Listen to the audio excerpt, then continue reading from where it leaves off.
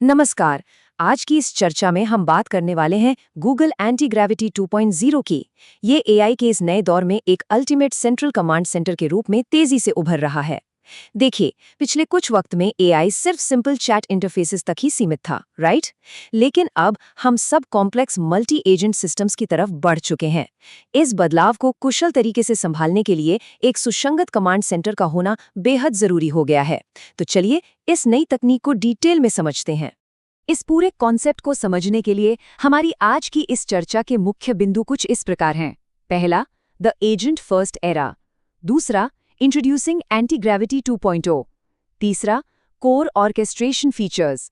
चौथा, customising agent behaviour. और आखिर में एक्सपीरियंस लिफ्ट ऑफ। तो आइए शुरू करते हैं। सबसे पहले बात करते हैं द एजेंट फर्स्ट एरा की, जो खास तौर पर डेवलपर्स के लिए बनाया गया है। टेक की दुनिया अब पूरी तरह से एक ऐसे दौर में आ चुकी है जहां एआई और ऑटोनॉमस एजेंट्स का ही बोलबाला है। इसे ही एजेंट फर्स्ट एरा कहा जा रहा है। पहले क्या होता था, डेवलपर्स को अलग अलग डिस्कनेक्टेड टूल्स, बिखरे हुए वर्कफ्लोज और कई एआई मॉडल्स के बीच यहाँ वहाँ कूदना पड़ता था। उसमें बहुत सारा कीमती समय बर्बाद होता था। लेकिन अब इन complex multi agent AI tasks को हैंडल करने के लिए एक पूरी तरह से यूनिफाइड समाधान चाहिए। सभी जरूरी चीजों का एक ही छत के नीचे होना अब कोई लग्जरी नहीं है, बल्कि एक बड़ी जरूरत बन गया है। अब आते हैं अपने दूसरे हिस्से पर, introducing anti gravity 2.0 the command centre. तो आखिर ये एंटी ग्रेविटी 2.0 है क्या? असल में ये एक ऐसा डेडिकेटेड प्लेटफॉर्म है जो किसी भी डेवलपर को एक सिम्फनी कंडक्टर जैसी शक्ति दे देता है। सोचिए, जैसे एक कंडक्टर पूरे ऑर्केस्ट्रा को एक ही जगह से संचालित करता है, बिल्कुल वैसे ही ये प्लेटफॉर्म डेवलपर्स को एक ही वक्त में कई ऑटोनमस एजेंट्स को पैरेलल तरीके से अलग अलग इंडिपेंडेंट प्रोजेक्ट्स पर ऑर्केस्ट्रेट करने की आज़ादी देता है। इसका सीधा सा मतलब ये है कि अब कई सारे काम एक ही वक्त में बिना एक दूसरे को डिस्टर्ब किए पूरी क्षमता के साथ पूरे किए जा सकते हैं। और ये सब होता है एक एब्स्ट्रैक्टेड यूआई के जरिए। ये कोई आम टर्मिनल कमांड या बिखरा हुआ डैशबोर्ड नहीं है, बल्कि ये एक सेंट्रल कमांड सेंटर की तरह काम करता है। ये एक ऐसी यूनिफाइड जगह है जहां कॉम्प्लेक्स टर्मिनल स्क्रिप्ट्स लिखने का झंझट पूरी तरह से खत्म हो जाता है। यहाँ से हम सभी एआई एजेंट्स की गतिविधियों को आसानी से लॉन्च कर सकते हैं, उनकी लगातार मॉनिटरिंग कर सकते हैं और उन्हें पूरी तरह से एक ही जगह से कंट्रोल कर सकते हैं। इसमें पूरे वर्कफ्लो को सच में बेहद सरल बना दिया है। आगे बढ़ते हैं तीसरे पॉइंट की तरफ, कोर ऑर्केस्ट्रेशन फीचर्स, जिसमें हम ऑटोमेशन और एक्शन को समझेंगे। यहाँ सबसे पहले आते हैं डायनामिक सब एजेंट्स। अक्सर होता क्या है, जब कोई एआई किसी मैसिव डेटा सेट या बहुत ही कॉम्प्लेक्स प्रॉब्लम पर एक सीधी लाइन या लिनियर तरीके से काम करता है, तो उसमें घंटों लग जाते हैं। यहीं पर डायनामिक सब एजेंट्स एक स्वॉर्म यानी एक झुंड की तरह काम आते हैं। ये प्लेटफॉर्म इन सब एजेंट्स को डायनामिकली तैयार करके इंस्टेंशिएट करता है। फिर ये सब एजेंट्स उस बड़ी समस्या को छोटे छोटे हिस्सों में बांट लेते हैं और उन पर एक साथ पैरेलल काम करते हैं। इससे क्या होता है, लीनियर बॉटलनेक्स बिल्कुल खत्म हो जाते हैं और रिजल्ट्स कहीं ज्यादा तेजी से और बेहतर तरीके से मिलते हैं। इसके बाद बारी आती है शेड्यूल्ड टास्क्स की। ये set it and forget it का सबसे बेहतरीन उदाहरण है। एक बार क्रॉन शेड्यूल तय कर दिया, बस उसके बाद एजेंट्स अपने आप निर्धारित समय पर शुरू हो जाते हैं। वे रूटीन चेक्स, डेटा स्क्रैपिंग या कोड मॉनिटरिंग जैसे रेपिटेटिव कामों को बैकग्राउंड में ऑटोनॉमसली लगातार चलाते रहते हैं। इस तरह के ऑटोमेशन से मैनुअल काम करने की ज़रूरत लगभग ना के बराबर रह जाती है और सिस्टम पूरी तरह से आत्मनिर्भर होकर स्मूथली चलता रहता है। अब यहाँ एक बड़ा दिलचस्प सवाल उठता है, जब बैकग्राउंड में इतना सारा ऑटोनॉमस काम एक साथ चल रहा हो, तो ये सिस्टम एक ब्लैक बॉक्स बनने से कैसे बचेगा?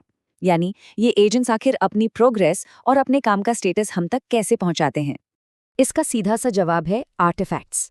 प्लेटफॉर्म इन आर्टिफैक्ट्स का बहुत ही कुशल तरीके से इस्तेमाल करता है। ये असल में एजेंट्स द्वारा दिए गए स्पेसिफिक डिलीवरेबल्स या ठोस रिजल्ट्स होते हैं। अब ये आर्टिफैक्ट्स कुछ भी हो सकते हैं, जैसे एक नया लिखा गया कोड ब्लॉक, एक जनरेटेड रिपोर्ट या फिर एक डेटा विजुअलाइजेशन। इन ठोस प्रमाणों के जरिए एजेंट बेहद स्पष्ट तरीके से बताता है कि उसका काम कहाँ तक पहुंचा है। इस सिंपल तरीके से पूरे सिस्टम में जबरदस्त ट्रांसपेरेंसी बनी रहती है। और इन सारे डेटा और वर्कफ्लोज को सेफ और ऑर्गेनाइज्ड रखने के लिए प्रोजेक्ट्स का सहारा लिया जाता है, जो बड़े एंटरप्राइज डेवलपर्स के लिए सच में एक गेम चेंजर है। इन प्रोजेक्ट्स के अंदर कन्वर्सेशंस को ग्रुप किया जाता है जो कई फोल्डर्स तक आराम से फैल सकती हैं। लेकिन सबसे खास बात यह है कि ये कस्टम सेटिंग्स और स्कोप्ड परमिशंस को एनफोर्स करते हैं। इसका सीधा सा अर्थ ये है कि किसी भी एंटरप्राइज का सेंसिटिव डेटा पूरी तरह से सुरक्षित रहता है।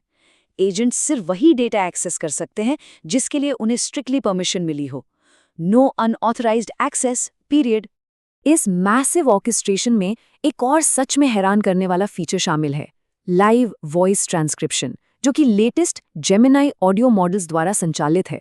ये फीचर रियल टाइम में बोली गई बातों को परफेक्टली फ्रेज्ड प्रॉम्प्ट्स में बदल देता है। बस बोलकर निर्देश दीजिए और सिस्टम उस कॉन्वर्सेशनल स्पीच को तुरंत समझकर अपना एक्शन ले लेता है। लंबा और जटिल प्रॉम्प्ट टाइप करने का झंझट बिल्कुल खत्म। इस वॉइस ट्रांसक्रिप्शन की मदद से वक्त और मेहनत दोनों बचते हैं और पूरे वर्कफ्लो की रफ्तार कई गुना बढ़ जाती है। चलिए अब चौथे हिस्से पर नजर डालते हैं, कस्टमाइजिंग एजेंट बिहेवियर, जिसमें हम एडवांस्ड डेवलपर टूल्स की बात करेंगे। इस प्लेटफॉर्म पर कस्टमाइजेशन का लेवल सच में नेक्स्ट लेवल है। यहाँ उन्हें पुराने out of the box AI पर निर्भर रहने की कोई ज़रूरत नहीं है। डेवलपर्स पूरी तरह से कस्टमाइजेबल स्किल्स को क्रिएट या डाउनलोड कर सकते हैं। इसके लिए मॉडल कॉन्टेक्स्ट प्रोटोकॉल्स यानी MCPs और जेसन हुक्स का इस्तेमाल होता है। इन एडवांस टूल्स की मदद से एजेंट्स को डायरेक्ट किसी एंटरप्राइज के इंटरनल APIs या प्रोप्राइटरी डेटाबेसेस के साथ हार्डवायर किया जा सकता है। इससे एआई पूरी तरह से किसी भी बिजनेस लॉजिक के अनुरूप ढल जाता है और उसकी ऑटोनॉमी एक नए एडवांस लेवल तक पहुंच जाती है। और फ्लेक्सिबिलिटी तो देखिए, डेवलपर्स जो भी नए बदलाव करते हैं या कस्टम स्किल्स बनाते हैं, उन्हें अप्लाई करने के 2 शानदार विकल्प मिलते हैं। अगर चाहें तो इन कस्टम बिहेवियर्स को पूरे एंटरप्राइज में ग्लोबल स्किल्स के रूप में स्केल कर सकते हैं ताकि हर कोई इसका फायदा उठा सके। और अगर ज़रूरत सिर्फ किसी खास प्रोजेक्ट की है तो इन स्किल्स को सिर्फ एक स्पेसिफिक वर्कस्पेस तक ही सीमित रखा जा सकता है। ये पूरा कंट्रोल और चॉइस सीधे डेवलपर्स के हाथ में ही रहता है। और अब आते हैं अपने आखिरी हिस्से पर, एक्सपीरियंस लिफ्ट ऑफ, ऑर्केस्ट्रेशन का भविष्य। इन सभी शक्तिशाली फीचर्स जैसे वो एब्स्ट्रैक्टेड UI, पैरेलल सब एजेंट्स और डीप कस्टमाइजेशन को मिलाकर गूगल एंटी ग्रेविटी 2.0 का अल्टीमेट लक्ष्य एक ही बनता है, और वो है एक्सपीरियंस लिफ्ट ऑफ। इसका मेन गोल है उन सभी शुरुआती रुकावटों और फ्रिक्शंस को पूरी तरह से जड़ से खत्म करना। एक बार जब सेटअप और संचालन की परेशानियां दूर हो जाती हैं, तो डेवलपर्स अपना पूरा फोकस सिर्फ और सिर्फ हाई लेवल आर्किटेक्चर और बिजनेस लॉजिक पर लगा सकते हैं। यही वो पॉइंट है जहां प्रोडक्टिविटी सच में उड़ान भरती है।